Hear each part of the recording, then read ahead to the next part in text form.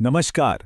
आज हम बात करने वाले हैं षटतिला एकादशी के बारे में, जो भगवान विष्णु को समर्पित एक बहुत ही पवित्र व्रत है। तो जनवरी 2026 में इस व्रत को कैसे रखना है, इसका क्या महत्व है, चलिए आज इसके हर पहलू को विस्तार से समझते हैं। आखिर इस व्रत का इतना महत्व क्यों है? साल 2026 में इसकी सही तिथि और मुहूर्त क्या है, और इसे करने की पूरी विधि क्या है? तो चलिए एक एक करके इन सभी सवालों के जवाब ढूंढते हैं।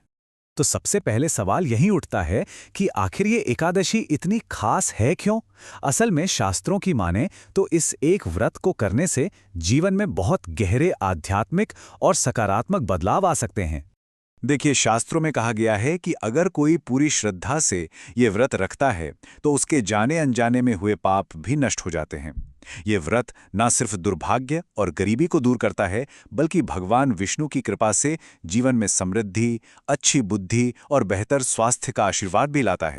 इस एकादशी का नाम है षट तिला, और मजे की बात यह है कि इसका सारा राज, इसकी सारी खासियत इसके नाम में ही छिपी हुई है।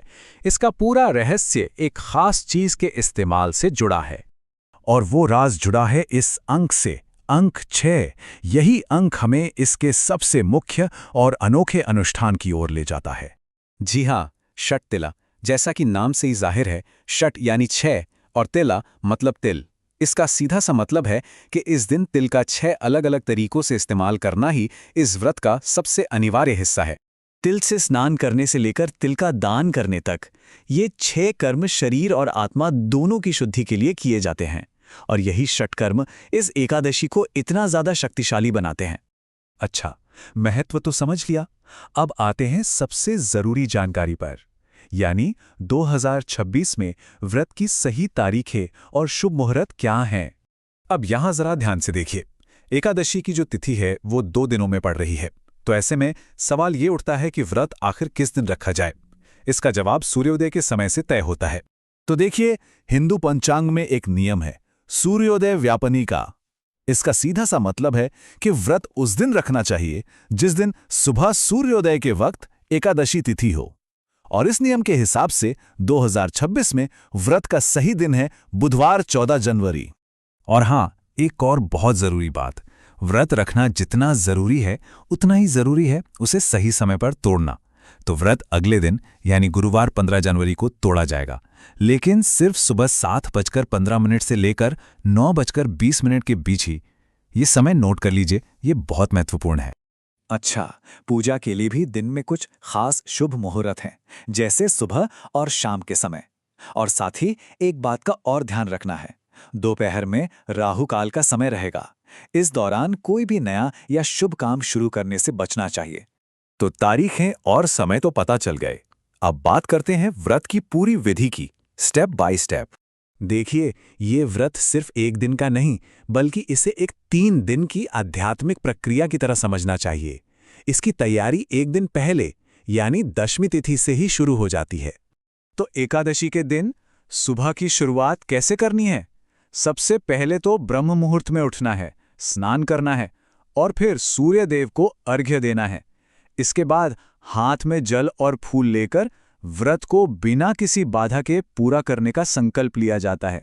भगवान विष्णु की पूजा में वैसे तो कई चीजें चढ़ाई जाती हैं, लेकिन इस दिन तिल और गुड़ से बनी चीजों का खास महत्व है। आखिर एकादशी का नाम ही इसी पर है।